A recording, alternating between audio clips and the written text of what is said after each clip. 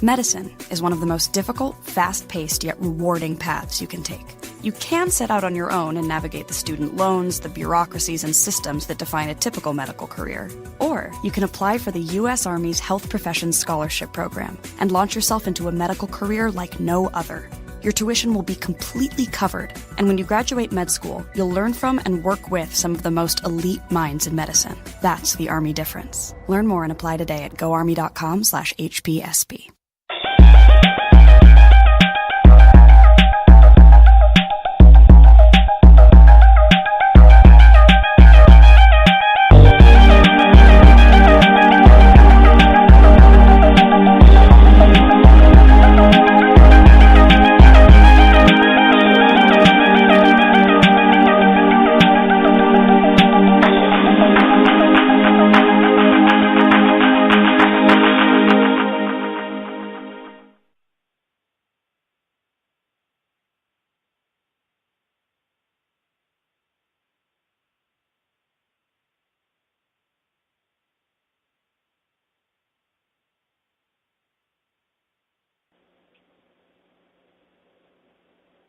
Hello, Janet. Are you there? Hello, world. Hi, TJ. This is Karen. Hi, Karen. How are you? Well, are we on air? You and I are. I think we're having gremlins in our... Again. Well, hello, everybody. This is Karen and TJ, and we're here for Aquarian Radio tonight with Janet Carol Lessin and Katerina Roy. So, Karen, why don't you tell us a little bit about Katerina while we're waiting on Janet to show up. She might be talking to her right now. Can you give an intro for Katerina? Yes, I will. I met Katerina Edwards Roy. I've seen her around. She was a Facebook friend, someone you kind of see what they were up to. And she created an artist support circle, and I joined that. And for a brief period of time, we had an artist support circle online using a Google Hangout on air. And we got to know the different artists that were in there, and we shared more of our journeys to stay creative and stay positive. So I really appreciated her for that. So she became available to talk to us, and I'll read her what she said. Is Katerina Edwards Roy is a holistic wellness coach who helps women recovering from stress, illness, and trauma get their sexy back so they can feel better and lead more abundant lives. She does this through her HappyHealthyHot Coaching Programs and her upcoming online school, HappyHealthyHot Academy. I want to go to that. Katerina gives women this sounds fun. Katerina gives women practical, actionable steps as well as loving, no-nonsense advice for total transformation after enduring a decade of her own heartache, depression, and chronic illness. She's realized that we're meant to experience our everyday life feeling full, turned on, passionate, and powerful no matter what may bring. And I want to add to that she's very accepting of people and wherever they're at. I just thoroughly enjoyed getting to know her. And she also is a painter, and we're going to be getting some of her work up on a bio page. And she also has a free ebook called Paint Your Heart Out. It's on YouTube, and it's got one of those gobbledygook YouTube addresses. So I'm going to give you her YouTube channel, which is a little bit easier to pronounce, and it's www.youtube.com/user/ and she spelled her name funny, Katerina E, but it's KAAATERINE, so maybe Katerina, and E for Edwards. So I hope you got that, and we'll also be posting that up so you can find that. And another resource that we talked about in the group briefly was an artist recovery book that's been around for a long time. I've used it in multiple times and been in multiple online groups with this book.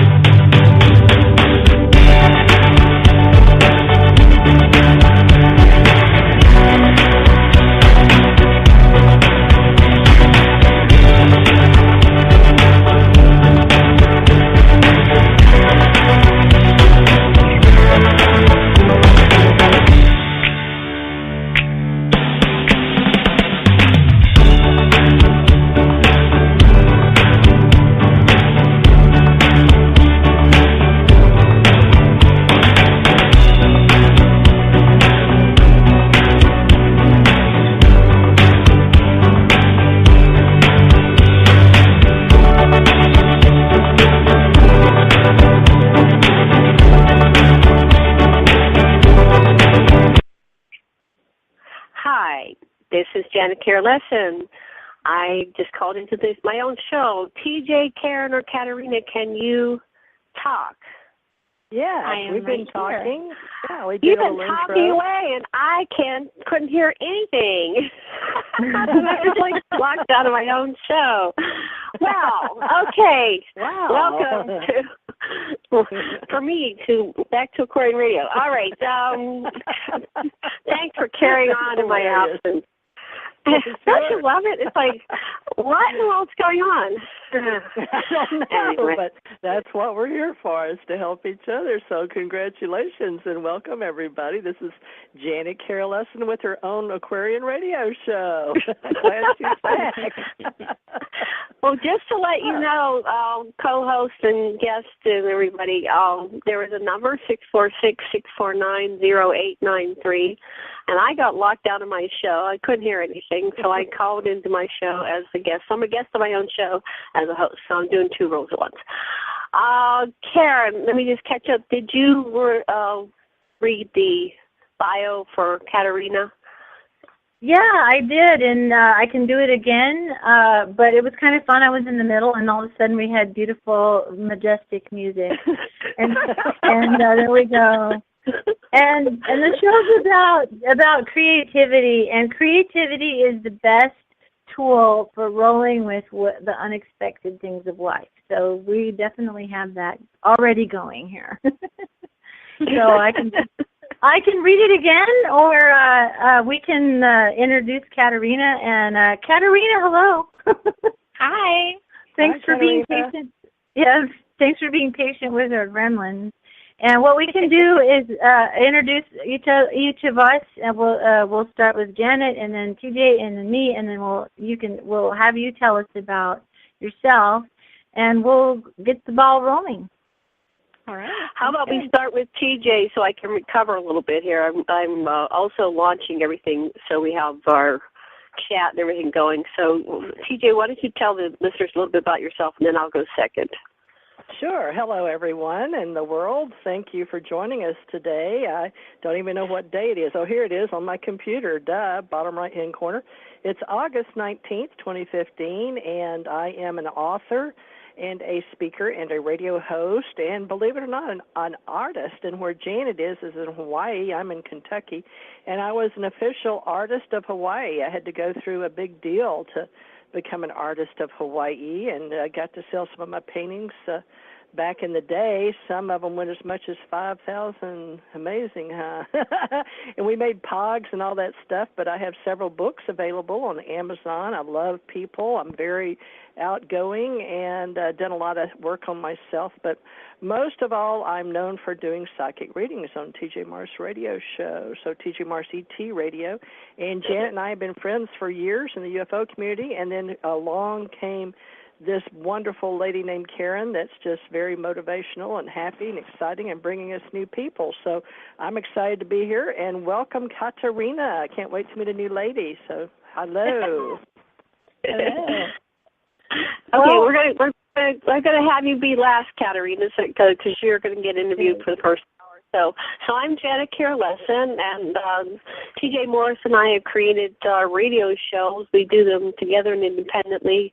My radio show is the Aquarian Radio Network, and TJ, correct me if I'm wrong, I think it's TJ Morris ET or TJ Morris Media or TJ Morris something, but it's got her fabulous TJ Morris in it, so you can find her. TJ Morris ET Radio, I think. But, yeah, I got TJMorrisMedia.com. I just do a little bit of everything, and we threw it under TJ Morris Media. But, yeah, just Theresa J. Morris is what Janet wrote. Oh, you know, it's because Janet got me doing conferences with her, so she wants me under Theresa J. Morris as my author name. So there you go. Now, I guess we'll get that straight for this fourth year we're doing this. But Janet is an author, too. So, Janet, tell people about you. I have several books. I'm an Anunnaki researcher, and I co-author books on the Anunnaki with my beloved husband, Dr. Sasha Lessin, who's an anthropologist and psychotherapist. And our three Anunnaki books are Anunnaki, Gods No More, Anunnaki Legacy of the Gods, and Anunnaki False Gods. And then I'm starting my autobiographical series called Dance of the Souls, and that's my life as an experiencer and remembering past lives and my interdimensional and lives and simultaneous multidimensional lives. And I will be presenting my first experiencer conference in October at the Sacramento, California Experiencer Conference. Today's show is about art, and I started out life as an artist when I was a child. I went through art torture. My teacher would make me do all these art projects for the school, including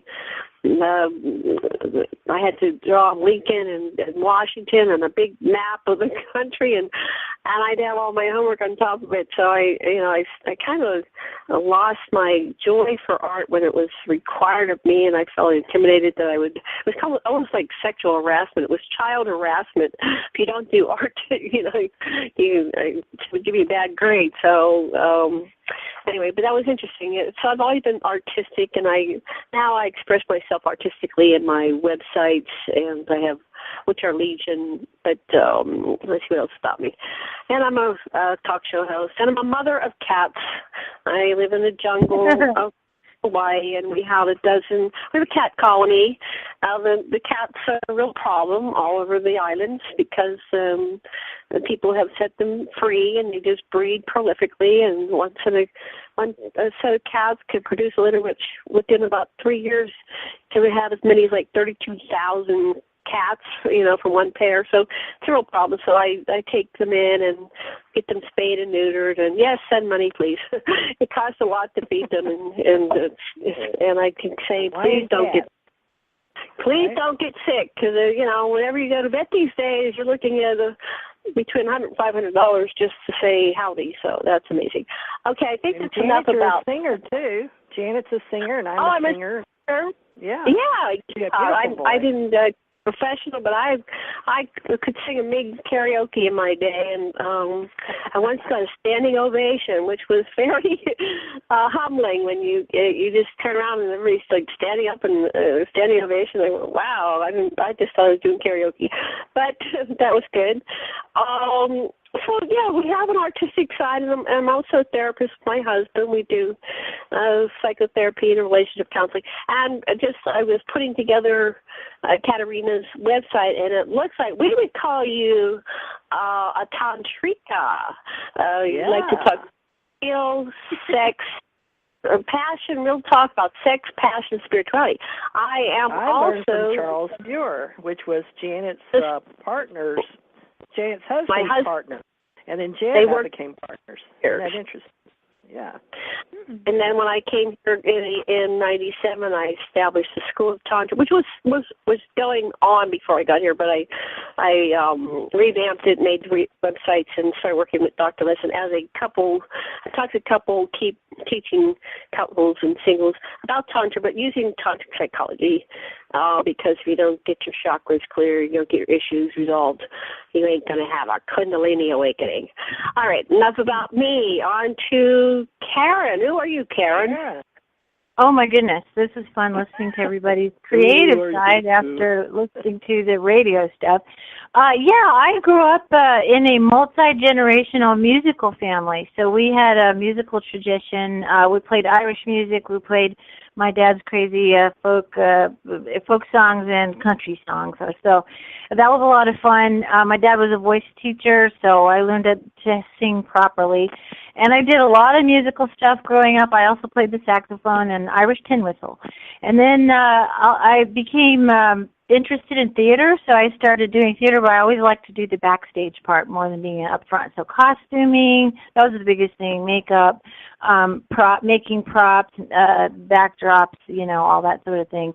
I really enjoyed that. And then I had, when I had my children, I got a little too busy to do that sort of thing. And when they got a little older, the kids joined in. My two sons are musicians, and my daughter's she's she's your phone a friend if you want to know anything about music. So that music's a huge part of my family life. And then, but my daughter was disabled, so it got harder to go to like rehearsals and things. So I got into collage, painting, watercolor, and art. When I was younger, I didn't do a lot of that sort of art because I had a visual impairment, and I couldn't color in the lines. I was lucky if I could see the page, So anyway, when I got older, I really wanted to explore that, and I really enjoyed it, and I found so much spiritual connection between music and painting. There's a lot of spiritual connection between the two, and that's been my therapy. I was pretty pinned down with a kid in a wheelchair. It was hard to get around to do things, so I was home a lot. So I had a craft area that kind of grew exponentially and went crazy. And then she ended up living in an adult family home. I was like, I'm doing like decades of art. So I had a couple decades of music, decade of painting. Then I moved on to a boat, which was a whole story by itself. So I had to shrinky-dink everything in my life. So I went to digital art, but mostly that's when I turned to doing poetry. Somewhere in there, I did automatic writing, poetry, and I actually have an automatic writing poetry book out. Just got it out about a couple months ago. Haven't promoted it much, but it's really profound. I learned a lot from my guides because they had me spill it out on paper, and a lot of it was very poetic. And I write my own poetry as well. I'm working on a second poetry book. And I live with my partner, and he's a poet and an artist too, so our walls are covered with our own art. And Katerina's seen it because we had a video chat, so she's seen some of his stuff and my stuff. And we have an artist household and very creative, but we are working very hard on research on the Anunnaki, on lunar anomaly research, Earth anomaly research. I'm an admin for quite a number of groups having to do with research of anomalies and aliens. And the proudest thing I can talk about right now, or to say, is that I'm the admin, I was the forming admin for, wait for it, the Dr. Edgar Mitchell Foundation for Research into Extraterrestrial Encounters. Big long name. We just call ourselves FREE, F-R-E-E. And beautifully, we have many experiencers here painting pictures of the beings that they've seen. So I love art for all the things that it can do, that just straight up saying stuff. It embellishes it so well and makes us able to communicate mind to mind through the portals of art. So I was thrilled to meet Katerina. She started an artist support circle, and we had some online stuff, and I got to know her, and she's a kindred spirit to all of us. Katerina, please tell us about yourself. Thank you for the beautiful introduction, Karen. I really appreciate it. And, I've, like you all said, I've been a painter for the past 8 years, really, and I use artwork to be able to heal myself from a lot of mental and emotional issues that I had as growing up, and it was always my escape to be able to do something artistic. It got my mind off of things and helped process emotion in a way that just talking about it couldn't do. And art has always really been a therapeutic outlet for me, and so I can really identify with using the artist way and automatic writing and all of the things that we do in order to heal ourselves and our creativity. So that has been a humongous part of my life, and really the fuel that has made me want to go forward and help people and help them tap into that part of themselves where they can actually heal and use creativity to be able to heal. It comes through with sexuality, with sensuality, with spirituality, and also just creatively being able to put ink on paper or paint on a canvas. All of it has to do with being able to open up ourselves even deeper and wider and be able to reach down into our souls and pull up all of the treasures. And so that's really how I've used art. I have a musical side too. I like to sing. I like to write. Lately I've been getting into jewelry making and just other things that really express beauty and to put that out into the world. And so, yeah, and any and all forms I'm definitely a fan of. Hi, Jen. I'm going to start with some questions for you, okay? And then we'll go round table. I'll go first, and then I don't know, Karen and you and TJ can figure out who goes second. But I was looking at your website, and you say, my hobbies are as follows: sex, art, laughing, making a difference, and making money, dollar bills, I am also someone of a spiritual teacher. I'm also a life coach specializing in passion and personal power. For some reason, these areas haven't seemed to mix very well with my professional image. I think it was still a bit scary. I was a bit scared of speaking out about all this stuff for fear that someone would think poorly of me. My question today is why? Why are sex and passion so taboo when they are necessary and important to life?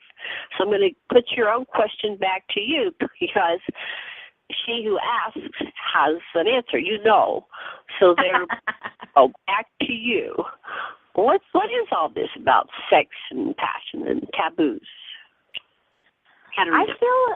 I feel like in this culture that we have, where, sex is something that people keep very hush-hush, and artists are condemned for speaking their mind, and everyone's emotions are in these beautiful little boxes that we keep suppressed with pills and addictions and overeating and all of the crazy neurosis that happens, when really, if we were able to tap into that taboo box, we would see the keys to our own healing. We would see that everything that we've been looking for has been within everything that we've been condemning as taboo. And so I'll relate to you my own personal experience with that. I had fibromyalgia, and it wasn't really until I started tapping into the pains of the past and getting them out through speaking and artwork and being able to process those emotions. They were all related around sexuality, and they were related around, just abuse and emotional issues that I just had stuffed away. And of course, emotions are taboo. Emotions are, you don't talk about that at the dinner table, Billy. You talk about that in private, or you have to go to a counselor, and then you're being judged for going to a counselor, or, this kind of neurosis. So with that, I feel like creativity is really something where it gives a voice to be able to express some of these deeper parts of our human psyches, right? So that is what I meant by that, was people have like this professional layer, this persona that is quote unquote acceptable to the world, and then there's this whole underbelly. And when they detach from that underbelly, then that's where the problems arise. That's where people start getting sick, and people start having dysfunction in their marriages and in their lives, really. So this is what I'm talking about, helping people uncover that stuff and being able to bring it out into the light and look at it and see that it's not so scary, that it's not so bad, and to normalize the taboo nature of things. And so people can actually heal. And passion is a very healing force. It's your life force. It's something that you can tap into and allow to move through you and heal your body. So, yeah, that was my answer. I agree. It just amazes me when I hear stories about people that can't express, their feelings and emotions in the family. I mean, it's like shutting off your life force and not being able to express. And that's so common throughout the world that you're not able to express. But I've created a life now that I say everything I think. For me to go in that box, it's just, there's at least one avenue in my life. I have one person that I can express myself. I filter it. I don't have to scream and yell and, say nasty curse words and stuff like that. But I at least way of expressing it. And I understand about the art expression. I had a friend, Buddy, and he'd make these incredible paintings, and I'd say, well, what's the story behind that one? He goes, well, that's my breakup from Sue, and that's my breakup from Karen. So it was like, whenever he had a breakup, it came out in his art, and it came out in this profound, beautiful art. And so, that's what he did. He did paintings, beautiful oil paintings. So, all right, well, let's pass this on to TJ. Or Karen, whoever wants to go next. Go ahead, TJ. Oh, okay. TJ, yes. You're next. Okay. What would you like to say? I don't know what to... Karen, or do you have feedback or comments? Oh, no, I love getting to know people, and I'm excited to meet Katerina, and, regarding, I would imagine she's much younger than I am. I'm 63 and a half and already through menopause, but I do have all those memories of being a young girl and a teenager and then a mother and having to have companions and spouses, and I am presently married and still just as much in my love with my husband as I was when I first met him, my beloved husband. And some of us need companions, and it was so funny. My daughter put something up that some of us don't, and so I guess it's a matter of perspective. It seems like being a humanoid, sentient, intelligent being, that most of us do want a companion of some type. We're pretty much in a gender nation, but gender and doesn't necessarily have anything to do, or does it, with who we are and our emotional body. I would suggest it does, because just for instance, someone has recently gotten all kind of notoriety for switching over from being a male all his life to a female, and that is Bruce Jenner. And I would suggest that most of my life I thought I was a man and a boy in a girl's body when I was growing up, and my mother had to really work on me to get me to act properly.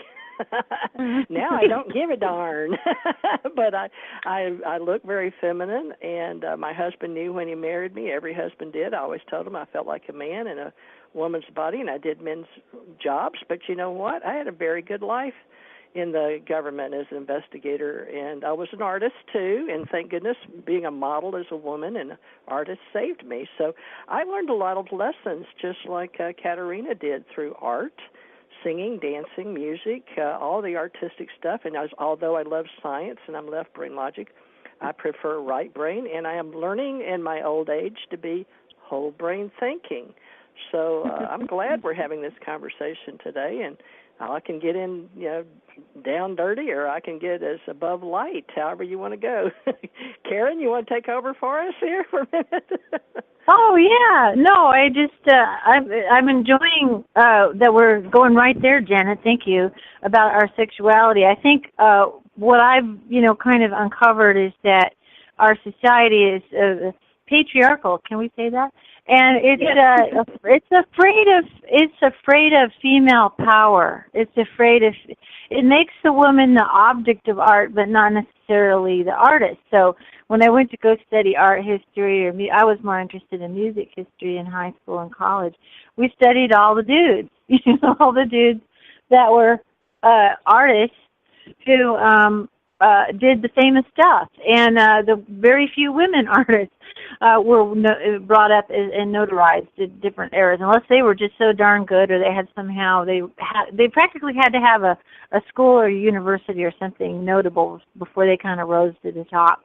And so the male, then that whole genre of artists, and this is what the Artist Way talks about, is that art's kind of a business, it's kind of a genre, it's kind of a discipline, an academic discipline, puts all kinds of expectations the art market puts. So art is kind of processed to us as media, as a genre, and yet it really is an expression. And then I found out later really where women's art really shone throughout history was the homily art. So it'd be quilting, basket weaving, making pottery, that sort of thing, was more the things for the home. And that's where we have the wonderful, all kinds of indigenous art, and we have, quilting. I did some quilting, so I really enjoy people who do it better than me. And so, Katerina, we're interesting generations here, and we're kind of went through women's lib and a lot of the, repression thing. From your perspective, what's it like to be in your generation as a woman and an artist? As a woman and an artist right now, I still feel the pressure of not really being able to entirely express what it is that I want to express without having a slant like, oh, you must be a feminist, or oh, you must be you know, a slut or a pervert or something, like all of these distortions of what is inherently sacred and pure and beautiful. So for me, as a highly sexual person, obviously, because I'm super creative, it's like those two things go hand in hand. And I think for a long time, people have wanted to separate the two and to not look at it as an entire entity, because they want to have the beautiful creative artworks without the fuel for that, without that side of the person. You know, they look at the person and they look at, you know, take, for instance, old artists like Frida Kahlo. Like, if any of you have ever watched her biography or you've read her biography, you know that she had multiple partners and she was just very, very out there sexually. And that's really kind of frowned upon. See, now I'm married, but it's like that is my experience within my marriage is just very dynamic, hot, fiery passion, and it's just something that is something that I can't turn off. It because that's my life force, and that's something that moves through me, and it moves me to move my expression. So when I'm in society, I still feel a little bit of like resistance. Like even having a conversation like this on radio still kind of is a little bit disconcerting. Like being able to put that stuff out on my blog, I'm like, oh my gosh, am I going to be punished for this? Like, is somebody going to say like, oh, you should take that down right now? Look, that looks bad on you. Like that aspect has not gone away, even though there has been women's liberation and like all of these kinds of things that have happened in history. So I still feel like that quote unquote patriarchal aspect of society still exists, and it's still to some extent running the show. So I still feel a little bit of that struggle. Wow. Well, what we want you to do is have fun here, because this is all girls' night. Of course. I love this round table with all these wonderful women. No, I understand that. Yeah, I totally know what you're saying. I grew up in a religious environment, so there was a lot of other parameters put on what, and I think that's why it's always interesting to me how quilting is. If you've ever seen a crazy quilt, it's not got the squares or the circles just right. It's just patches of color, and you see somebody who's really got a lot of passion. They're locked in a role. The crazy quilts were huge in like the 1800s, and that is fun to see because it's like abstract art. It's really got a lot of color and passion, and they're trying all the different stitches and creativity within these extreme constraints, you know, while they're wearing bonnets and bustles and things and corsets. and they're just going nuts. If you've seen crazy quilts, or there'll be things that they sneak in, or, I mean, all through it, the textile arts and those homely arts, it's coming through. And I'll just quickly say I had about a decade of being celibate. That was a choice because I was raising my children. I did not want to co-parent with anyone because any person I knew that was doing that it was disastrous, and I was especially concerned for my disabled daughter. I was, but I'm still a sexual person. I tell you, man, I put out a lot of art. Well, I was crazy. I was crazy quilt, crazy collages, crazy everything.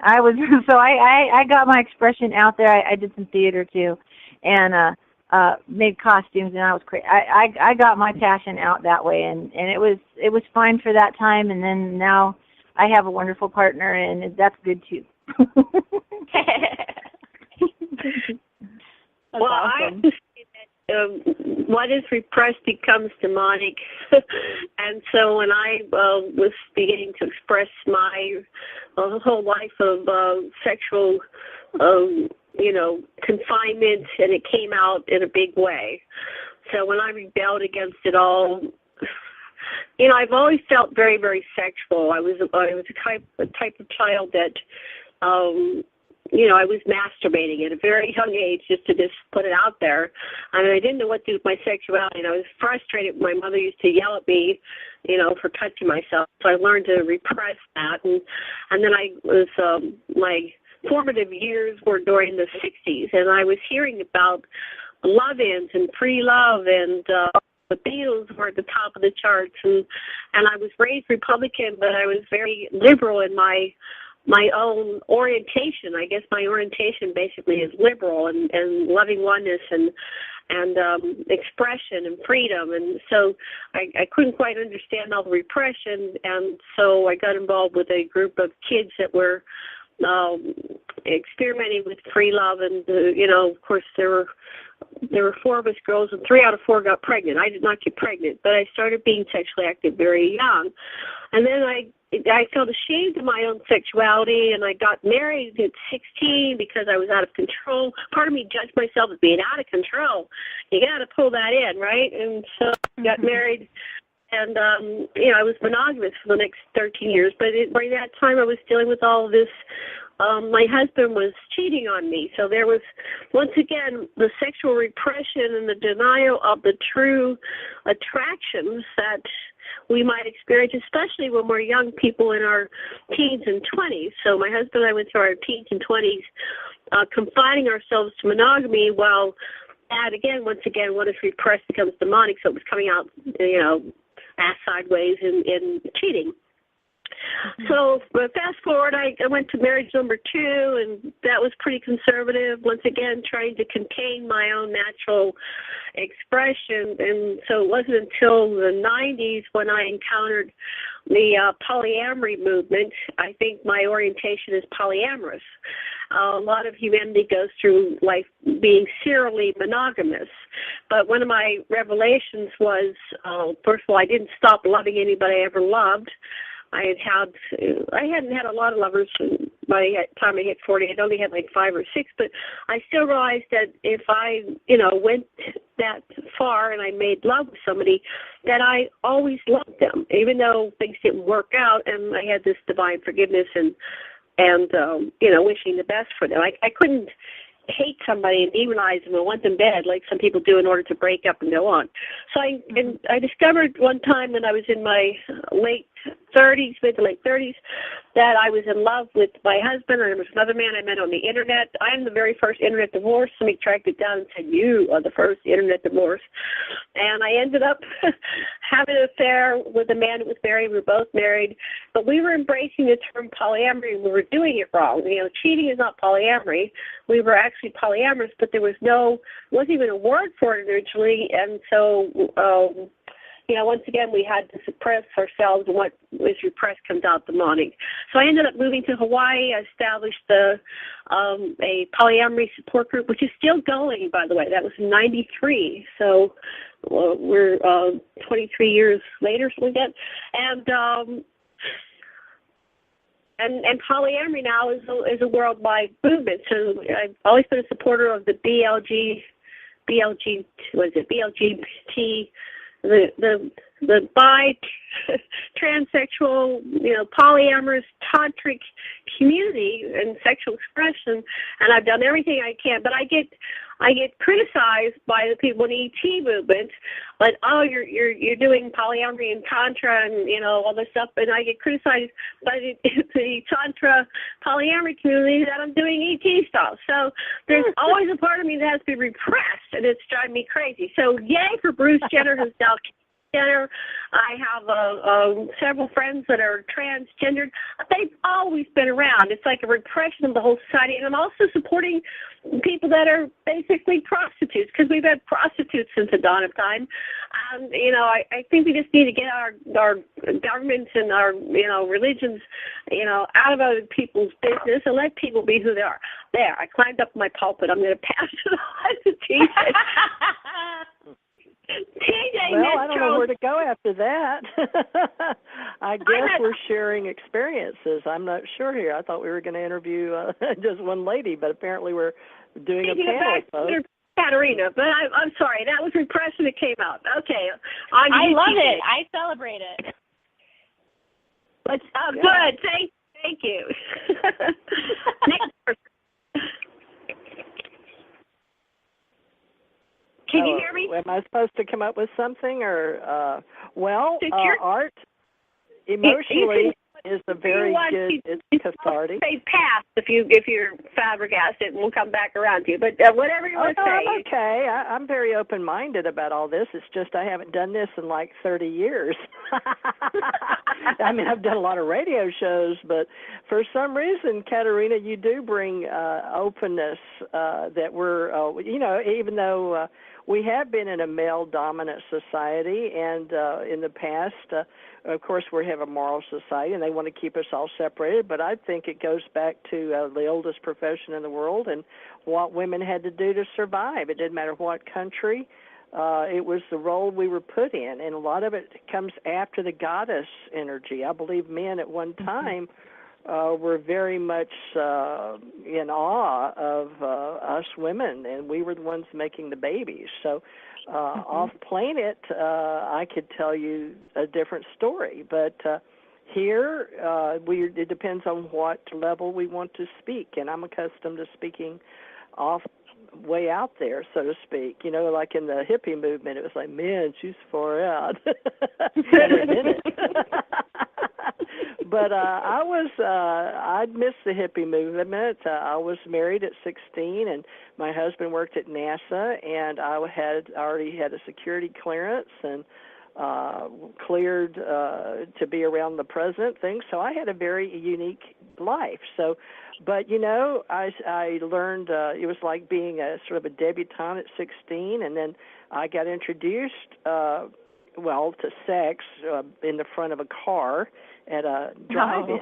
Okay, so I was a virgin when I married my husband. So I met my husband. I just shouldn't say married him because we got married during the Vietnam War. So I had 4 daughters. But I was, a typical teenager, and I was brought up white Anglo-Saxon Protestant, and it was just typical America. But I was in Houston, Texas, and I grew up in Monroe, Louisiana, so we're sort of backwards going to the big city of Houston, and my dad was very Republican and my mother was very Democrat, and it was quite an interesting uniqueness. And I went to church, and I always thought as a little girl how strange it was that they smoked and drank beer and played poker on the weekends, But, I mean, I made moral judgments then, but not about sex, because I remember boys jumping on boys when I was a little girl out in the woods, and that's stuff I've never really told anybody. Here I am saying it to the world. But on the show. Yeah, that's how I was introduced, was boys with boys. So I don't know that that's something people need to know. It's probably too much information for people. But, I did express it in my dancing and my music, and I loved my basketball, my gym. I loved my energy at that time before 15 and 16. I was very much a virgin and very much into my band, and the first was basketball, and women, we would sort of sneak talking about different girls and their fathers or their cousins or uncles, if y'all remember, or if you ever had any of those. But back in the day, in the early 50s and early 60s, you just didn't talk about stuff like that. It was a very backwards closet, and you sure didn't talk to your mother about it, because your mother was, back then, it was during the 30s, and they hardly got, they were about food and, saving things for the war. And I learned from my great-grandmother, my grandmother, and my mother, and they weren't kissers or huggers. And I don't know if y'all all know your history and your family, but I think a lot of it if you go all the way back before we came to the planet, and then on the planet, and then the history, and then the suppression. But you know what? It's women's turn again. But, I think we are always the ones in charge, and we're in charge of our own bodies, and I think that we have made some moral decisions that when it comes to touching another human body, that's assault. So we have to have an agreement to be touching another human. And now, even with the Internet, we've put an age of 13 because we don't want them learning things before they need to. But then they're teaching sex now in class, and I'm like, in school, and I'm like, I never we never had that. We had to hide in the PE room and sneak talking about stuff like that. So it's a totally different world today. You know, I wouldn't even know how to be a kid in today. I don't get to talk to my grandkids or any of that. We're all so spread out. So I wouldn't even know how to have a conversation with kids today. But I'd make sure it was over 13 and preferably 18 before I did that. But that's just, now art, of course, express yourself in art, in music and all that. I just think that's awesome. So I can't say I've made any quilts. I've attempted to, and it took too long, Karen. I couldn't deal with making a quilt. I just didn't have the patience. So, but I did work on some great art, and I'm glad I went through that. I really did. But now when I did tantrika stuff, that was enjoyable when I got introduced to that, and that was over an investigation. I was an investigator, and I was asked by an attorney to handle Moe Hamburger, who did Roto-Rooter. That's the name, and the way it goes trouble down the drain, Roto-Rooter, if y'all remember that. And I remember. So that's the oldest man I ever dated, and he took me to meet Charles Muir. I had no idea I was going to go into Tantra. I didn't even know what Tantra was. So I got introduced, and that was in 1984. So that tells you how many years ago. And then I was introduced to metaphysics and the Unity Church and became a priestess, so to speak, in the Unity Church, and very much a metaphysician. And got to do my readings and learn all about stuff. It wasn't until really late in life that I started learning about the UFO outwards, because that was a secret, too. I was like, Jenny, you couldn't talk about your ET life and your UFOs. That was sort of like sex, you know. When I was growing up. So it's all coming out now. So, Katerina, how do you want to take this? You want to tell people how it was cathartic and how it, I would be interested to see how it helps you express yourself. Or are you saying it still does, your artwork? Wait, my artwork? Yeah, yeah, definitely. My artwork in the recent years, since healing from the fibromyalgia and all that, I realized that a lot of me was severed from that sexual part of me because I needed to shut it down. It was too abused. So for me, the artwork has been a place for me to, like I would actually paint pictures of myself naked and hang them in galleries. And it was almost like a way of being able to have people accept my body and people accept me without me needing to get up in front of everyone and be naked. You know, it was like, this is my body, and I need it accepted. I need to know that it is acceptable. And it was so fascinating, that process. So I went on this couple-year kick of painting naked bodies that resembled mine. And, you know, a lot of people were kind of uncomfortable about it, and some people really celebrated it. And now it's like it's coming out even more, like, you know, just couples entwined and just like this huge surge of passion coming through, right? So for me, it's always been about spiritual expansion as well. So all of the women that have been naked in these poses, they're like reaching for the sun, or they're really like opening up their heart, or they are doing something that really symbolizes these higher states, I guess, if you want to call it like a Kundalini awakening, like where there's really just a lot of energy flowing through their body. So that kind of symbology really helped me as I was dealing with fatigue and depression and all of these things, because it gave me something to visualize. It gave me something to latch on to, like an energetic state that I wanted to draw toward me. So that was kind of the process that I used to be able to inspire my body to heal. And that's something that I don't think I've actually ever shared with anyone, that I did use my artwork in a way to heal myself, you know, through visualization and intention and manifestation. So I continue to do that with whatever paintings I'm using. Currently, I'm surrounding myself with peacocks because I think that they're beautiful, and I recently just bought a laptop sleeve with a bunch of peacock feathers all over it. And, you know, I'm very, very visual in that way. Like, I need these anchors in my reality that are creative and artistic to spark these spiritual states. Like, I'm currently contemplating my next painting, and it's sitting on my easel right now. I'm thinking about doing like another peacock woman. So that's what I've done. So do you have a period that you go through, like so many people?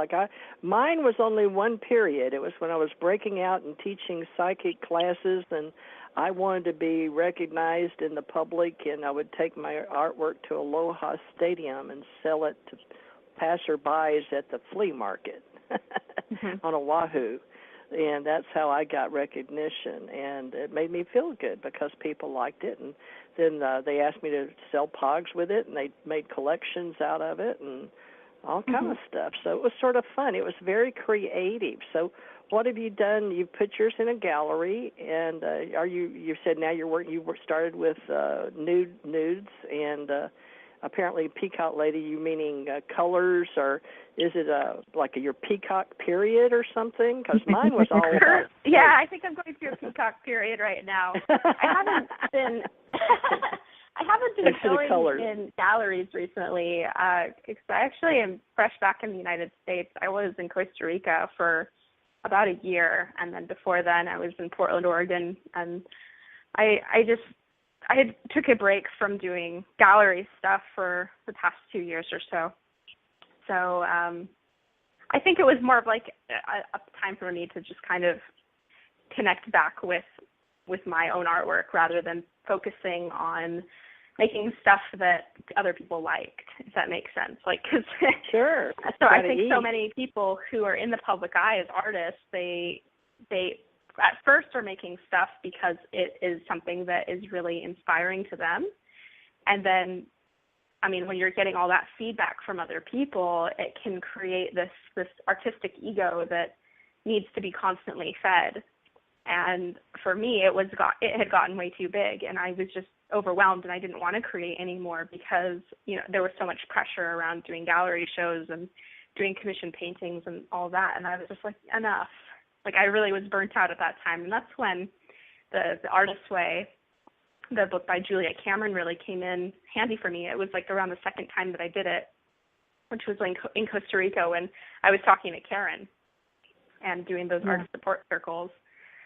It was just that I needed to revive that part of myself because it was feeling really burdened and tired. And I just needed to figure out what it was that I wanted to create that was just for me and not for someone else. So, yeah.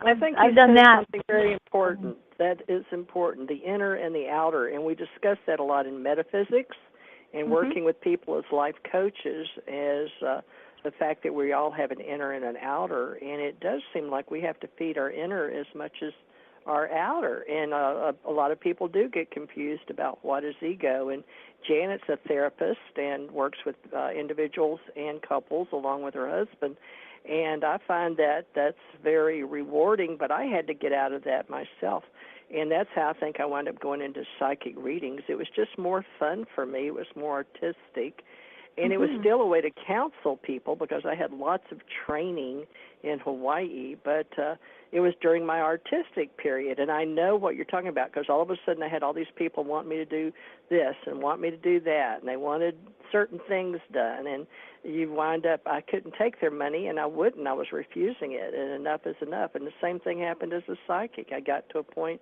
where you start giving and doing so much outwardly that you have to you get burnt out. So you have to watch that. I've even did that with my radio show. Janet can tell you I was doing 7 nights a week. And I just got where I had to stop. I was just, it's too hard. It's if you do anything, they say too much, so they say everything in moderation. And I think as an older woman now, I agree with that, everything in moderation, right? But that's just my rhythm, my balance. So, totally. Karen? It's your turn. I'm eating this up. This is the kind of stuff I really like to think about and talk about. I'm going to throw a whole new thing in here because you were talking about metaphysics because I kept trying art, different artistic expression, and I would get to a semi-professional level, occasionally professional, depending on what it was.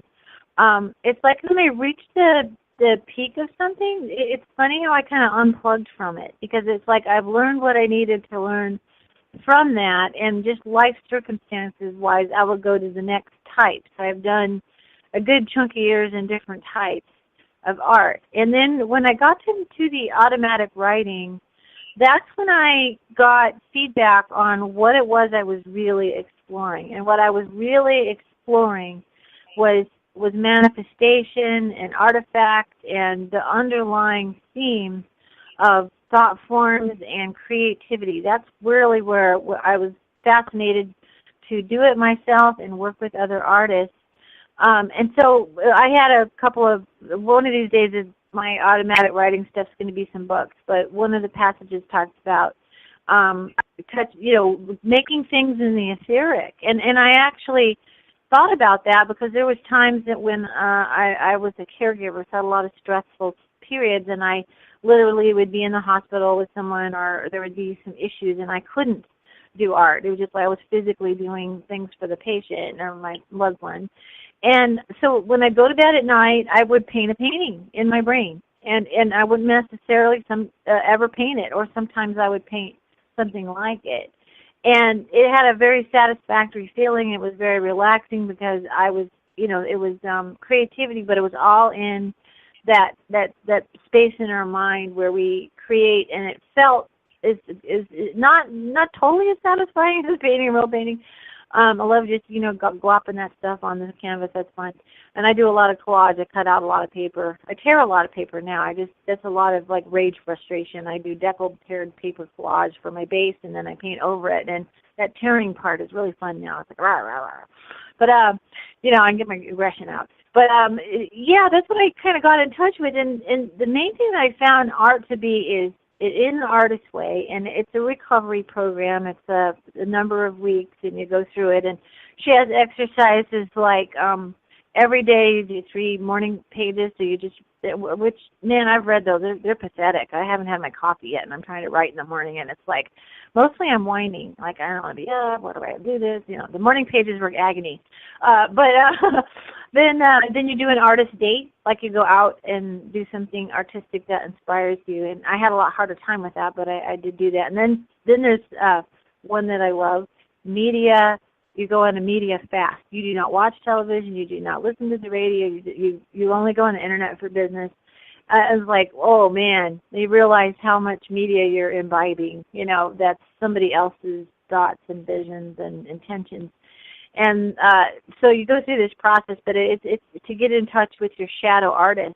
It's to uncover under all of those layers of expectation and, what should a painting look like, I think one of the most horrifying things in the world, really, is when you go to a grade school and they do everyone does a snowman for Christmas and all the snowmen look alike. That's kind of horrifying at some level, It's really horrifying. It's like, shouldn't they look different? I mean, if that kids actually went and made a snowman, and all the turkeys for Thanksgiving look the same, and all the, apple trees and houses, because they start homogenizing us very early in life. And it's like, it should all be different if the kids were free to kind of think the way they want to. So that's kind of the things that you get in touch with. But I really, when I'm getting strung out and I know I'm really stressed out, I make myself go do some art, and I'm lost in that moment. Like, I'm lost in it, in the process. And you can't solve an art problem with any tools. You have to kind of go, oh, I remember one guy said it was a cartoon, and he was painting a giant pumpkin for fall. And he says, well, I think I'm done. And this guy inquired, well, how does an artist know that they're done with the painting? That's very interesting. And he goes, well, I'm out of orange.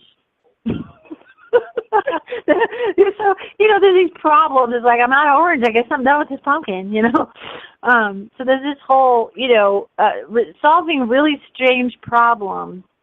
And once you solve some strange problems in your art, you go back to your life. And I think life is a series of strange problems.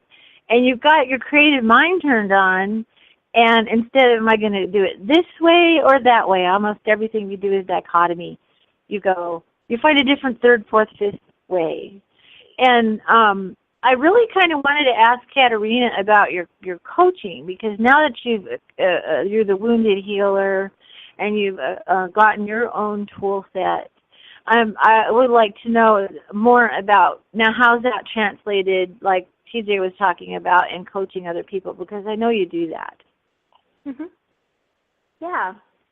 Well, I coach creatives as well. Currently I'm working with a woman who is a tarot reader, and she is working on her book. And so, for instance, she has been trying to get this book written for the past 2 years, and she's been coming up against all of these creative blocks, right? So I think that my role as a coach is to really be able to be that mirror for people. And sometimes we know we have blocks, and we know we have these limiting ideas about what's possible, and sometimes we just really can't see ourselves from that third eye vantage point of view. So what I do with people is I will help them in the areas where I see that they are stuck and needing some assistance, and I'll give them that little extra push, So it's not so much like a, hey, drop or give me 20 push-ups kind of coach, where a lot of people think about coaches, but it's more like, hey, I've been there, take me by the hand, I'll help you through this process that you're going through. And she's been so relieved, because she thought that when she signed up for doing it with me, she thought that I was going to bark orders at her. And really, it's about retraining someone to learn how to be gentle with themselves. So often people have been so hard with themselves, especially creatives, especially people who have been really wanting to get an artwork out into the world, or wanting to feel better about themselves, or feel happier, like the happy, healthy, hot saying that I do. They want to do all these things, and they've been beating themselves up and trying to make themselves fit this rigid mold in order to get to the goal, right? And it's not about that. It's about being able to let go of that structure and being able to feel into more of what it is that their heart really wants. And so I find that oftentimes people kind of know the path, but it's just they have a hard time really, really knowing that they know the path.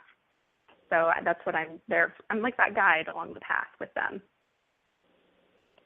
That's great. A lot of people need mentors, and others want guides, and some teachers, and some just a little nudge here and there. And life coaching is a very special thing. It's getting more and more popular as a title. I don't know that a lot of people go in as profession, but, it's interesting. I wrote a book, actually, on life coaching, and it's just basically a synopsis of what was out there for all of us to use as a basic guide. That's all I did it for. It was just something to give us a guide with. And I guess we all have to decide what it is. But artwork, I hope everybody is learned from school.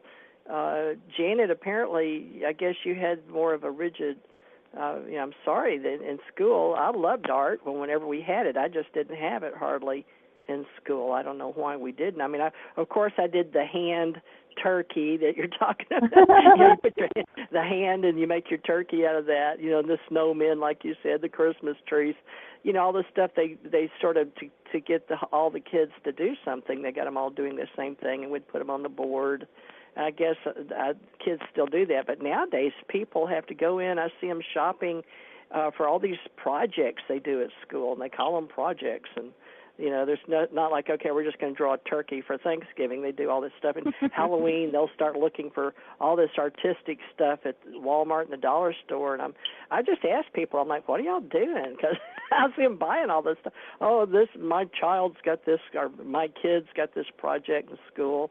So times have changed. I don't even know how we're growing our children these days, but apparently education's a totally different thing than when I was growing up. But for us, I deal with mostly adults as a life coach, and apparently, Katerina, you're helping people now. Are they finding you on the internet? Is that from your website, or how do you market? Do they just happen to cross your spiritual or metaphysical path? I meet a lot of people through Facebook synchronistically and through YouTube synchronistically. I couldn't peg you my marketing plan because it's more of a spiritual marketing plan where it's like I put myself out there and they just show up, and I'm like, all right, the person who comes to me right now is who I'm supposed to be helping, and that's how my whole life pretty much works. It's when you really like open up to spirit and you're like, all right, sure, what do you have for me today? It's like it just shows you. That's wonderful. Well, yeah, and I got into it not out of the need of money, but after people wanting me to teach them. And I wasn't a school teacher, although my great grandmother was, and my mother was always that type. But isn't it interesting how we get into things? But it's just like Janet got me to write a book on my channeling, and I think I've been prompted most of my life. So a lot of the things I've done, I wanted to do, or I may mention it, but, you know, people in your life are very important. Janet's very important in my life, and she spurs me to do things I normally wouldn't do. I have a book out there called Enchanted Development, and normally I would never put anything out there like that, but I did. It's a very small little book, but it's a creation now, and I wouldn't have done it if it wasn't for Janet. Do you have things like that? So maybe you're helping this woman get her book done because she needs somebody to push her. Exactly, because honestly, with what we were talking about with the repression piece is that the unfortunate thing that's happened is people have repressed their dreams too. So they have these little inklings in their heart that they don't feel like they have permission to pursue. And what I do is I really help dredge those out with them and like, okay, what is it that's really in your heart? Like, and why do you think that you can't have this thing or do this thing or whatever, and then we kind of pick through those things and realize, like, oh, wait, this one isn't really true. That was something that someone told me when I was 5, and, you know, you start dissolving all those agreements, and as you well know, that's how you do it, and then you start moving through this process of, all right, what am I going to do today? What am I going to aim for? What am I going to put out as my intention? And you start moving along on the path, and you realize it's really not as hard as you thought it was going to be. And it gives you this whole renewed desire to live, and you're like, wow, you know, how this is incredible. This is incredible. And like, for instance, I have a friend who I am starting to do workshops with here in the Austin area, and she healed herself out of being in a wheelchair and having like paralysis from the waist down, and you know, now she walks around and she has a really full life, and she's able to be there for her daughter, and she just has like this most visionary aspect of her, grounded with like this ability to actually make things happen. And because she allowed herself to dream into the possibility of healing herself and getting better and to not be confined by illness anymore, you know, it's like the sky's the limit. Like, the sky isn't even the limit. There's no limit, you know, as to what people could do. So that ability to dream is definitely a gift, and I'm happy that you have Janet there to help you with that. And I feel all of you women are like that. You're definitely inspirers and people who can really show people that it's not so scary to live your dreams and to be that wild, free spirit that you feel on the inside. Well said. Janet, you want to talk about that? Your wild side? Well, yeah, I am a pusher. I push people to do things. I don't know why I do that. I see things. Somebody recently asked me to watch, what's it called? Not Charmed. That was yours. I'd like to have people make suggestions. If I hear it enough, I say, okay, it's coming from 3 or 4 different directions, and I better go watch that or pay attention to that. So I'm watching a show about this woman that's a psychic, and she gets really excited about the dreams she's having. It was made back in the 90s through the early part of the 2000s. And she sometimes seems kind of crazy because she's so passionate, but she sees things. And that must be Medium. The TV show Medium with a blonde. Yes. Okay. So, see things. Sometimes I just see these things. It's almost like I'm down the road in a person's future, and it's like I don't know why. You just have to do that. Just do that. Don't question me. Just do that. And it turns out, not 100%, but a lot of times, like what you're saying, TJ, it just turns out, and I'll just get this hypey kid, and it's like, no, TJ, that's what you got to do. Just don't do that, and then report. So I like how you're saying that it worked out, but and sometimes I feel guilty because I'm pushing somebody to do something. But well, yeah, you give me homework, and I'm like, okay. She's giving me homework. I'm like, wait a minute, who's the life coach here? But I'm like, okay. But I do it, and I do it really fast. And she's like, you already did that? I'm like, well, yeah, you told me to. But, you know, we all have friends, you know, and you just have to learn how to get along with each other and what it is. But, you know, I just don't, it's like I don't question her. That's just her way. You know, and we learn from each other, don't we, as to how we can adjust as artists or authors or both. And I invite everybody to be an author and an artist with our group. And I have a ACE book club, and we have ways just to get you involved. So I invite Karen and Katerina to be with us if you so desire. It doesn't require any money, and it doesn't require, we don't even ask you to show up unless Janet wants to book you on a radio show. You never know. But now we'll project for you to do, right? Go ahead. My latest project, so I get somebody telling a story, and it's like, well, that's so interesting. Why don't we have you on one of our shows? Instead of just wasting it with a two-person conversation, let's put it out to the world. So I'm getting all these people to go on radio shows that never would have thought of it before.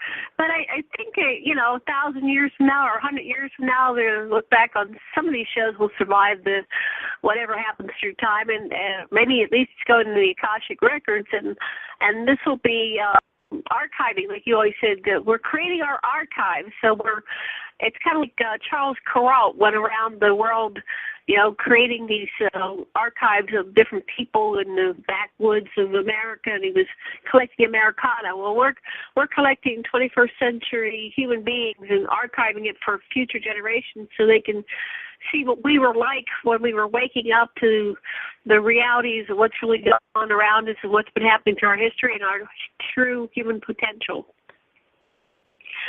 Okay, Karen, we haven't heard from you for a while. What do you want to say about all this? I'm super inspired. Like, I for the occasion of this radio show, I brought in a painting I was working on. It's like having a puppy in my lap.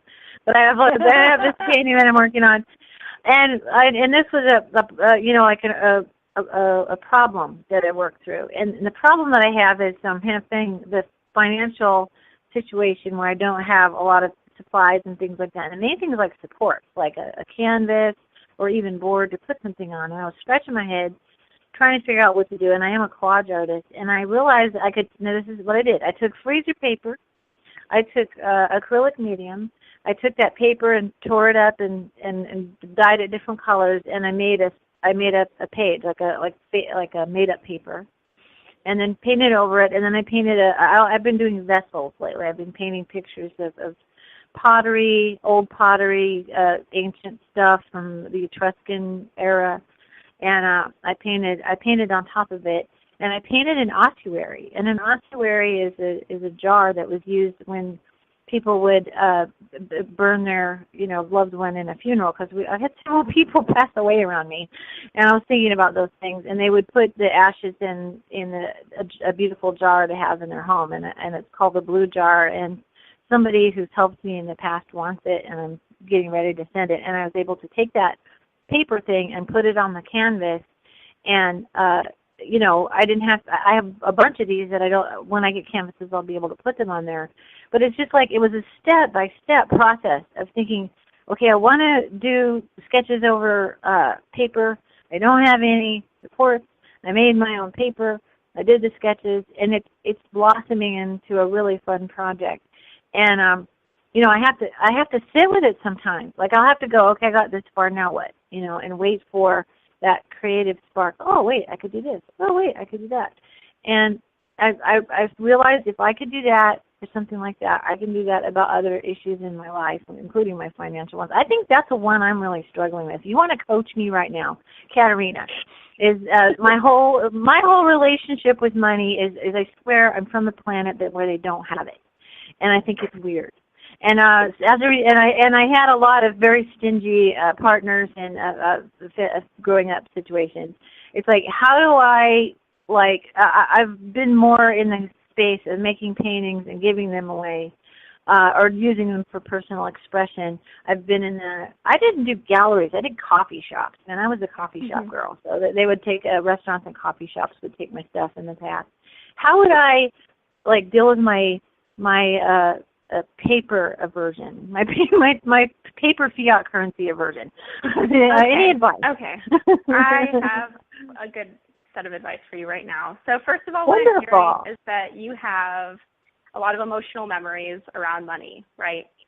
So what I want you to do, Karen, is this is going to be hard because you're going to want to avoid it, and I can tell you that because with 100% consistency, I've seen people just avoid this assignment. But it's really I'll do it. I will do it, and I'll give you a report card when I do. So I'll do it. All right. I will check back with you in about a week. So the assignment is, I want you to write anywhere from 20 to 100 money memories that you have. It doesn't have to be the whole full-on thing, but just the little trigger words that come up for you. Write those down. And what this is a forgiveness list, because you have had these experiences that have shaped your perception of money, which is really just energy, and it's whatever we believe it to be, either evil or good or whatever. And when you go through and you write down all these memories, and it's transformational what happens when you can just cross out the memory, and as you're crossing it out, say, I forgive you, I'm sorry, and I love you. It doesn't matter if you really feel it. It's just the act of doing that and just saying, I forgive you, I'm sorry, and I love you. Cross it out and then move on to the next one, and just do this process. And you're going to have to really think about them when you're doing them. Really imagine yourself being in that place where you were at. Feel the stomach pain that you felt as you didn't get that raise that you wanted, or when your mother withheld the thing that you wanted at the store and said, no, I'm sorry, we don't have enough money. All of the really icky feelings, if you're going through and just forgiving and releasing and just going through one by one, saying, I'm sorry, or I forgive you, I'm sorry, I love you, it really will change a lot for you. And then from there, I can give you the next step, but it's just, that's a good one to start with. I love it. I'll do it. Mental blocks, but they're mental blocks. I have this amazing, the fact that I stuck that out there, and I have all of you guys and everybody listening as my accountability group. So I have to do this. Yeah. I have to do this. Great. And, okay. Yeah. So thank you, and that's a good one. And I want to know how long it is. I want to know how long your list is. Oh my God, I'm going to get hanged. 5 to 10 pages. It's deep. I will. Money is a deep energy. It's just like sex. It's so taboo. It's so loaded. So yeah. Wow. I'm going to get hand cramp. I'm going to get hand cramp this week. Yeah. I bet you're going to find 100 reasons why you don't have time to sit down and write this list. I'll do it. I'm committing. I will. You guys are all checking back on me. Did she do it? And I'll do it. Yeah, she's going to check on you. Well, we can have you back next week. Did you do it? Say how long's your list, and you'll know what we mean. And oh my God! Say 3 or 30 or 300, and we'll say, okay, did you forgive them all? So that's very. Janet, what is that called over in Hawaii? That name? It's Ho'oponopono. Ho'oponopono, yes. Yeah. Very good. Could you guys say that one more time? Because I've read it 100 times and never heard anyone say it. Say it really slow. Ho'oponopono. Ho'oponopono. Okay, cool. Yeah, and actually this was also the Hado prayer. I learned it from Masaru Emoto, who was the water crystal guy that did the, how he did the water crystals, I hate you and I love you and all that. I actually worked with saving an artesian well in Olympia, Washington, and the whole experience, I learned a lot about water, And weirdly, the universe brought Dr. Emoto to our well to bless it and to teach us to respect water. And nobody knows, but just a handful of us, is that week that he came and all the Native American people came and all of the pagan community and the religious community, we all honored our well and thanked Mother Earth for our well. That was the week that the deal that I had been working on for about 19 years finally went through, and we saved the well that week. And I think it had to do with our gratitude and asking for forgiveness of Mother Earth for giving that wonderful gift to us. And so I do believe in that, and I'll apply it to my this experience for myself. Thank you. Beautiful. Now, you wrote the word down, right? And you can look it up on the Internet now that you know how to say it. Yeah, I've seen it. I just never heard it pronounced. So I was like, Ho'oponopono. That cool thing you do. Well, I just call it the Hotto. Yeah, I call it the Hotto prayer because it's basically the same. It must be a specific rim thing because it's in Japan and it's in Asia and it's also in the Pacific Islands, the ceremony and the ritual. And I actually wrote that on my water bottle. So when I would go get my water at the well, I wrote the Hotto prayer. So I called it the Hotto prayer. But Ho'oponopono, how's that? Yeah, that's exactly what I was thinking. Yay! Right, because I learned it in Hawaii 30, 40 years ago. But I didn't know how to say it either. But I've written it a million times or said it on radio for hundreds of times in the last 3 years, but couldn't remember it. I've had a lot of the women from Hawaii come on our show and share that with us. So that was wonderful. Very unique. But it was it's a very loving energy. So thank you for that, Katerina and Janet and Karen. That's awesome. Well, now, what medium are you working in right now, just for the listening audience? Because we have some digital artists. I happened to last night watch Face Off. I love to watch Face Off with them doing all the mask and whatever assignment they have. And then I watch Project Runway, which Harvey Weinstein produces, right? Heidi Klum's group and sewing. So to me, it's all art. Everything's art. We're art. Somebody created us. So it's all art to me.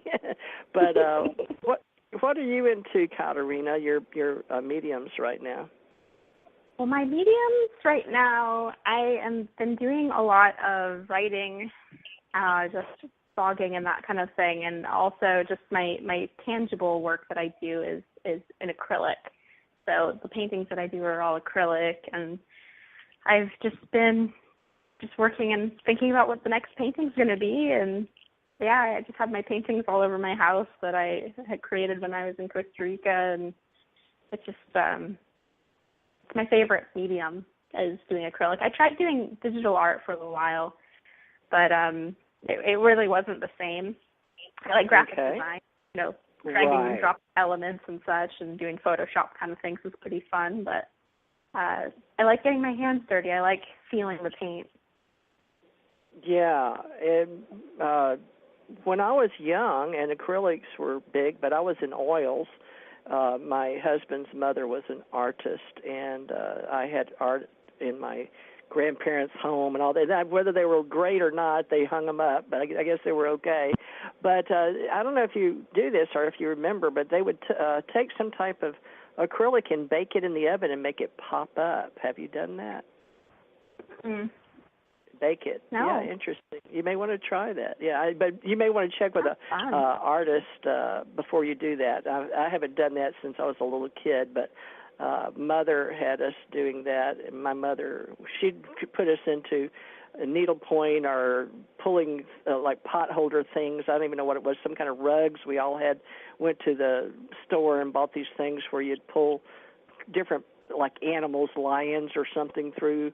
But she taught us all kind of things, my mother did. She was one of those homeschoolers, but she wasn't. I mean, we went to public school, but, she was one of those kind of mothers that was always thinking about her kids and teaching us things. So I learned to sew and I learned art and all that stuff, but mostly from my mother, interestingly enough. So who taught you? Are you self-taught, Katerina?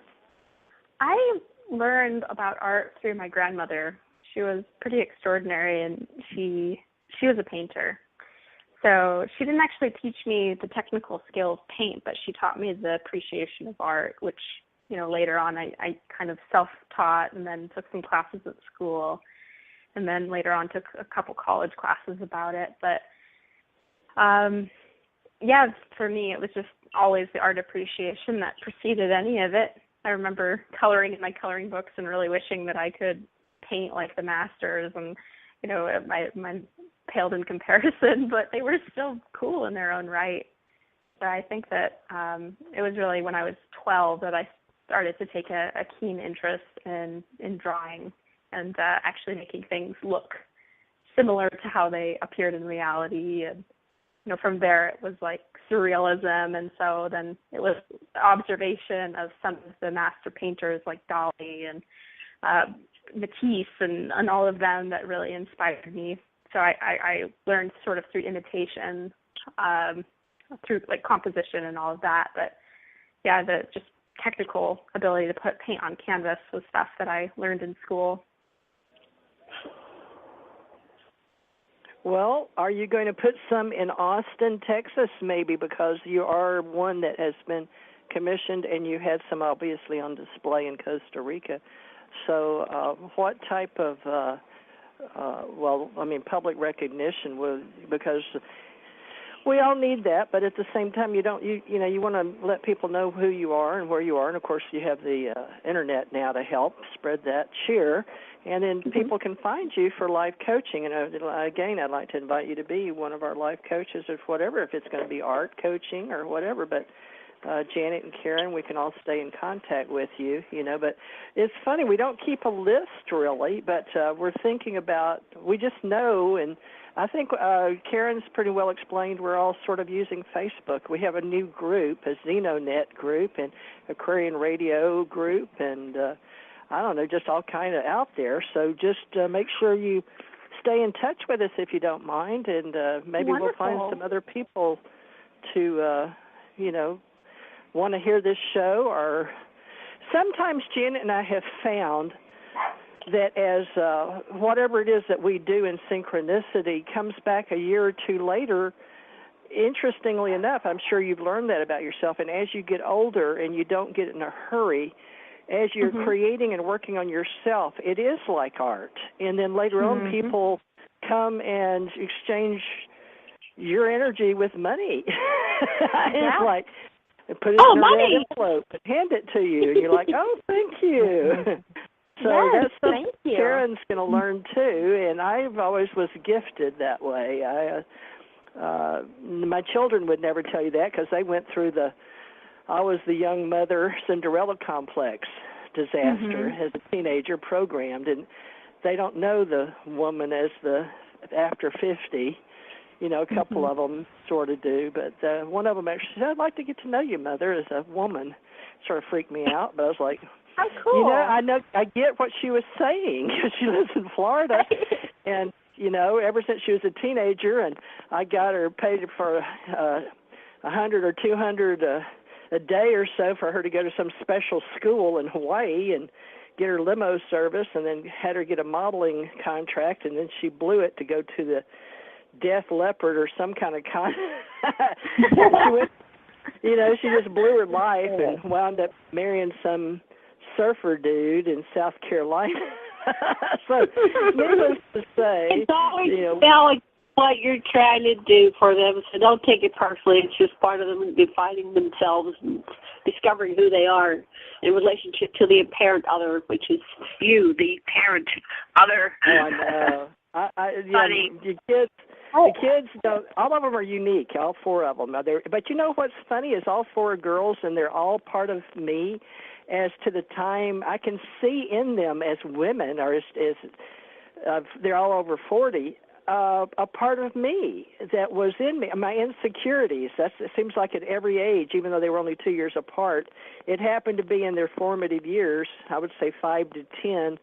And they all seem to graduate into my, not necessarily my positives, but my negatives. And I'm sure we could all do a show on us inheriting our parents' bad traits. Glad I did that way. Thanks. Okay, we're want to give us a heads up. We do have about 30 minutes left, but I don't know if we've exhausted this subject, what we want to do. I'm getting a feeling it would be good to do a wrap-up round and call it a day, unless there's some burning shares that are out there. What do you feedback from everybody here? What would you like to do? I think that sounds good. Okay. So let's start with Karen. You want to do like a final question or wrap up or final statement?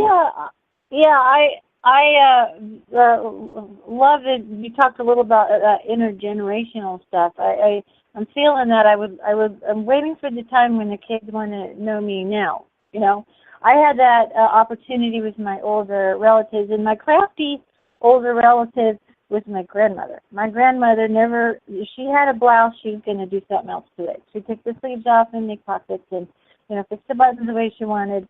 And she was very crafty.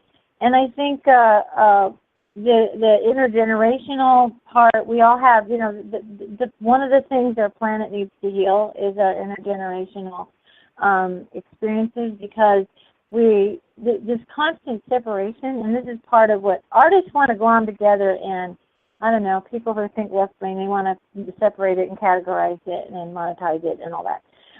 Artists are scary to very ordered people.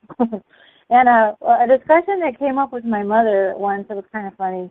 I got to know my mother and my grandmother and my older relatives in their older years, and there's still developmental stages that happen to you in your 40s, your 50s, and I'm sure your 60s, where there's other levels that you reach, because we begin to integrate and integrate all our experiences. And my mother and I came up with something we thought was kind of fun for the creative types, but we found out that our creative people had in our family were afflicted with something we call the chaos gene. And if you got the chaos gene, you know who you are. Today I tried to put a lid on top of a canister and it flew across the room. I don't know how that happened, but it just happened. It just slipped out of my hand and bounced and bing, ba-bong, ba-bong like a stone. Yeah. And we have these other people in our families that they're so organized and they're orderly, and they kind of make us feel bad because the weird stuff never happens to them. They do not understand. But what's fun is the chaos gene people, because they have such, I think it's an energy. There's even something called chaos magic. It's our energy is creativity is like an energy around us. And so it kind of forces us to have to be creative because something strange will happen and we have to recover, And so we've come up with a creative way to recover and get things back to normal. And it's like jazz music. We have to improvise more maybe than other people do. And then on the other hand, we do astonishing things that those people go, how'd you do that? Or what made you think of that? Or they don't understand that we can do something so astonishing and so unexpected. It kind of goes both ways, but it was something we talked about. So the Chaos Gene people in my family, when we get together, we share Chaos Gene stories. It's a very amusing tradition in my family to share our stories of my cousin chasing skunks under his house, and I had to get rid of a porta potty that somebody gave me that was full, and just weird stuff. And one time, one of my relatives called one of my other relatives, and they were stuck on the side of the road, and they were appreciating the fact that there could be a moose in their car, and they would still help each other. There's a moose in my car, so we called it our moose moment. Having our moose moment, and so it's just it's on the one hand, the chaos can be very challenging. We can have breakdowns in what we thought was what we wanted in life. I've had 2 divorces and all kinds of issues like that. And my beautiful daughter, my beautiful angel Biggie Bee, is an artist. She's an artist. Yeah. Hold on. Good lands. Talk about. There's our chaos moment. There's our chaos moment right on cue. There's the moose. Hold on. Okay, suddenly the other speaker started working. I can hear an echo. There you go. Chaos moment right on cue. Oh, wait, let me go back to the show. Maybe I can get it there. Okay. On. Okay, I'm just going to mute. I'll mute me. Okay. Okay.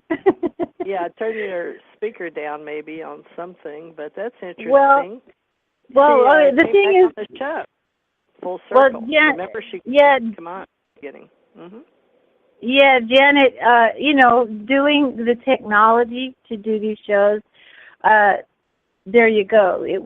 We roll with it. We laugh about it. We learn from it, and that's my statement. Is that that magical chaos is a gift. It really is a gift. And if anyone's going through chaotic stuff and it feels so out of control, in my opinion, it really is a gift when you finally are able to look at it and look how you survived and look how you improvised all kinds of life solutions for yourself. So that's my wrap up. Wonderful. Excellent. Well, okay, I'll go next. I missed tonight one of the gentlemen that helps us start Wednesdays, and Paul Lang, and he said it very interestingly last week about if you know about the sand on a plate or something aluminum like a hubcap or something, however you want to do it, and you put it in front of a loudspeaker maybe, and you see it vibrate, and it'll make pretty patterns. And, of course, there's a name for it and all of that, and I don't know what that is right now because my brain's not working that great. But many things that we think are falling apart are actually falling into place. And it was a very good thing that, sometimes he shared information about, he used to think it was all like chaos to order, or sometimes it's order to chaos, isn't it? Because you may get your house in perfect order and it goes into chaos, doesn't it? Coming and going because you don't have time to put this up or that up. And, oh, my gosh, you got to run to the doctor. Oh, my gosh, I forgot this. Or, oh, I'm too tired to do this. Or, okay, we'll just do the dishes tomorrow or something. And then all of a sudden you have chaos again. So I'm learning all this energy, and I believe each human has their own journey on the path of their spiritual path here. And I believe we're all souls or spiritual people, spiritual beings, sentient beings, but we're all out there without our physical body. And when we pass over, we just go to another plane and dimension, and I've done that. So I look at life maybe, I feel like I'm a very ordinary person, just having extraordinary or extraordinary things happen. And for a long time, I wouldn't accept that about myself. And as a matter of fact, I was having myself checked in the last 10 or 15 years, during menopause especially. But I was trying to find things wrong with me all the time, and they weren't there.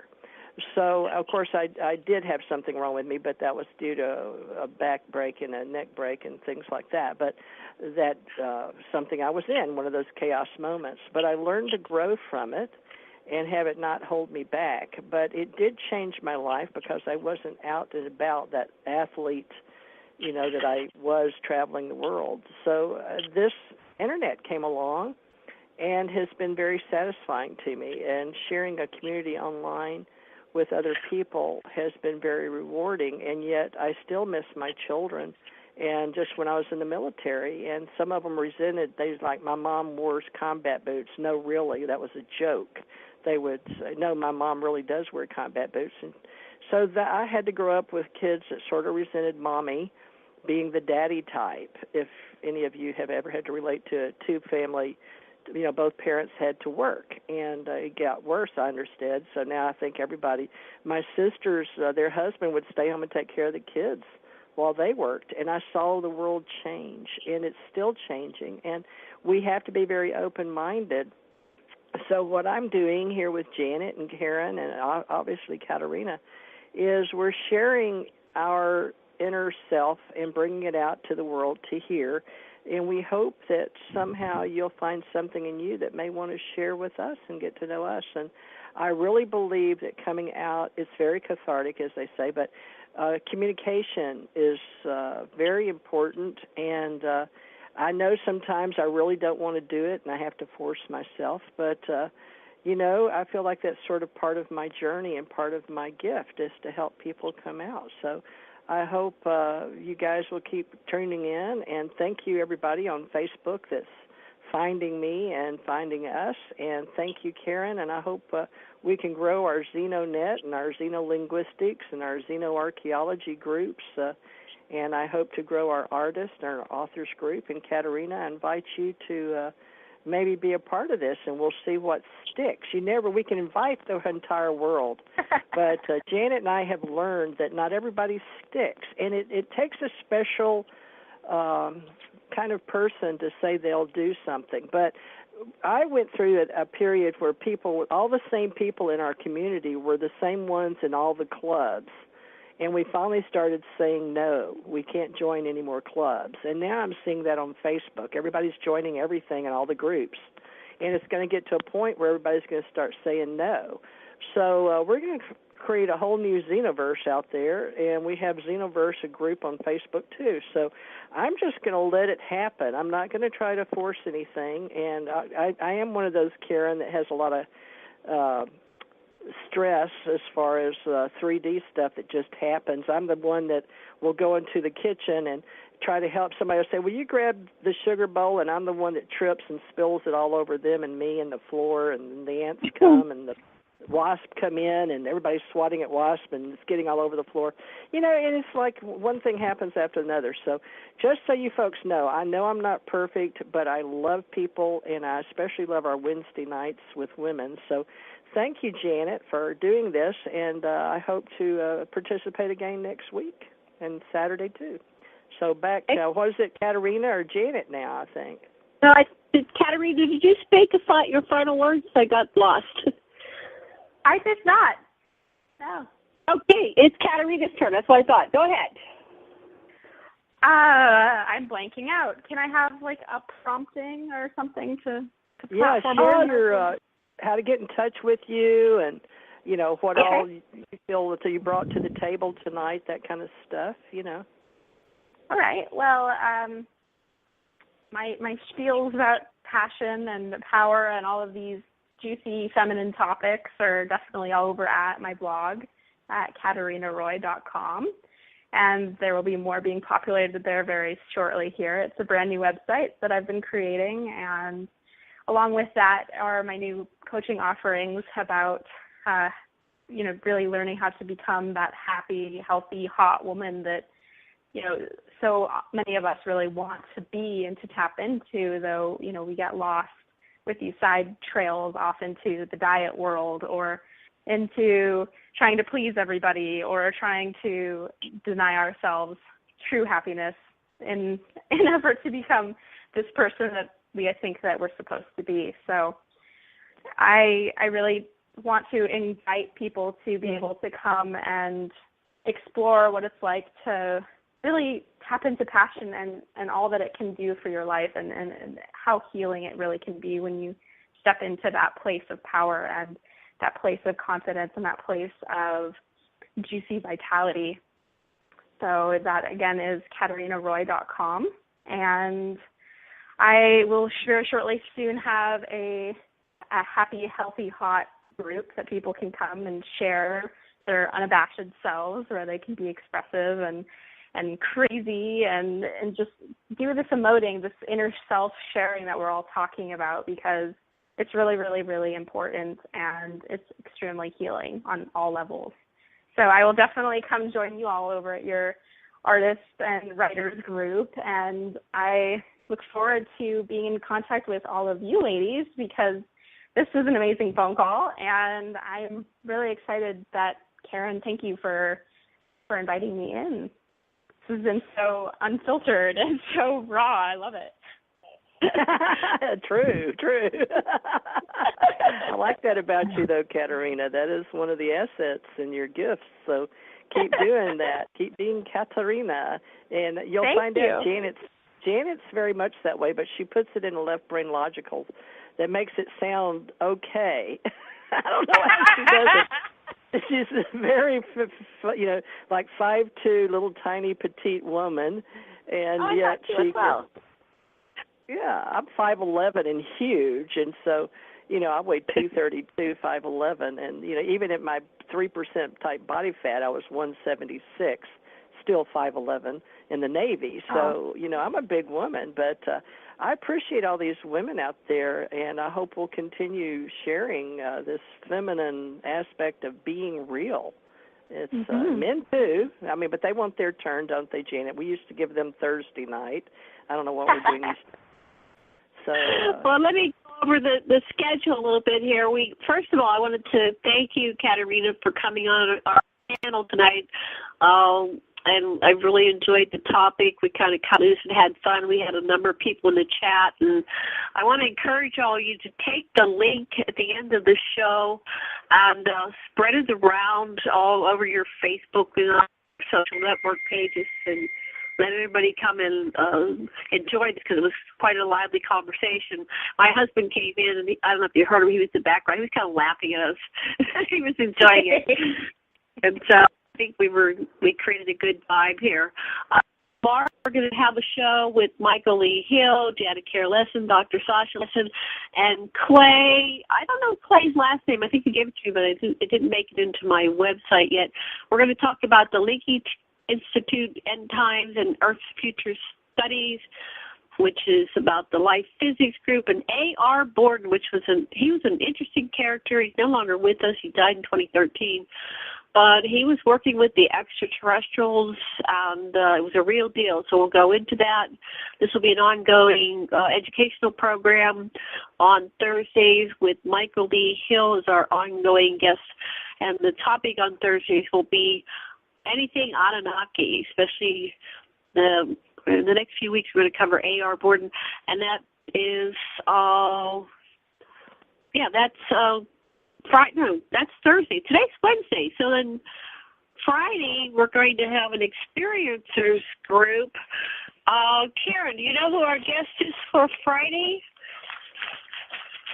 Anyway, you might be gone already, but I'll look up real quick here as I'm wrapping up the show. Sorry about that. I'm so prepared. Are you still here, Karen? Karen must have dropped off. She runs out of battery. Anyway, I'll get this Friday we do Experiencers Network, and Saturday we do Alien Contact Organization once again with T.J. Morris as our co-host. I think we have Ray Casalandich this Friday on Experiencers Network, and I'm not sure who Karen has lined up for Saturday. Anyway, I've got to catch up with her.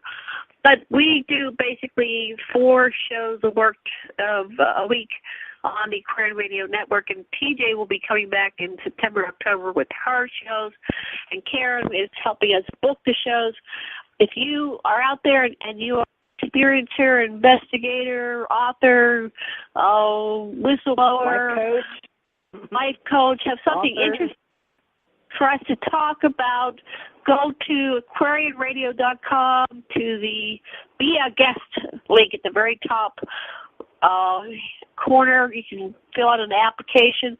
But I would also suggest you write to me at aquarianradio@gmail.com, and we will hand that over to Karen, our booking agent, and she'll get it on a show sometime in the next month or so, or 2 or 3, whatever. We're putting these shows together loosely by categories.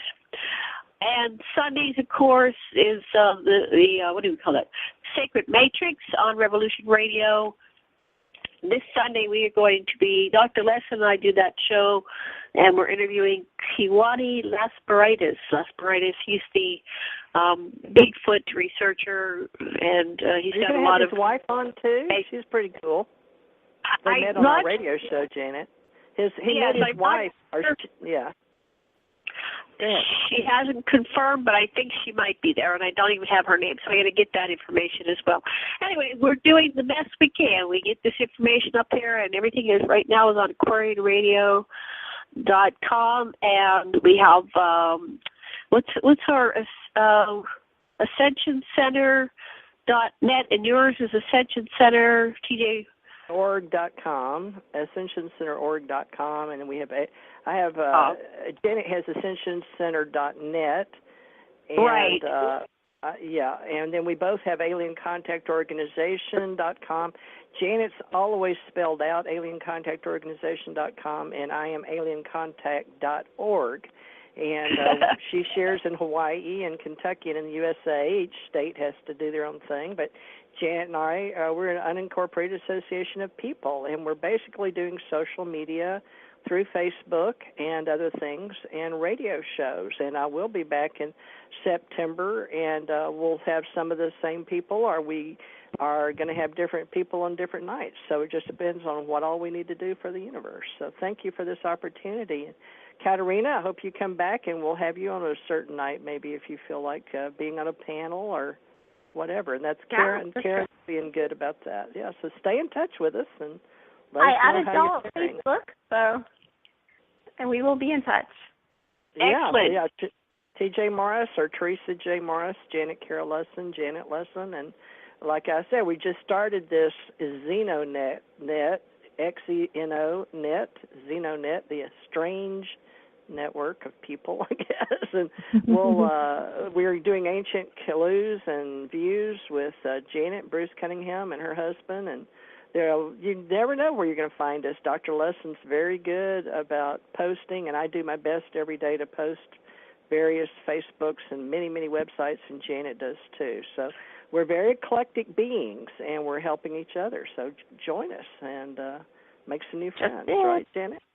Yeah. All right. Well, I think that's it for today's show, and thank you very much for joining us, and we will see you again tomorrow, and much love and blessings. And everybody say aloha. Ready? 1, 2, 3. Aloha. Aloha.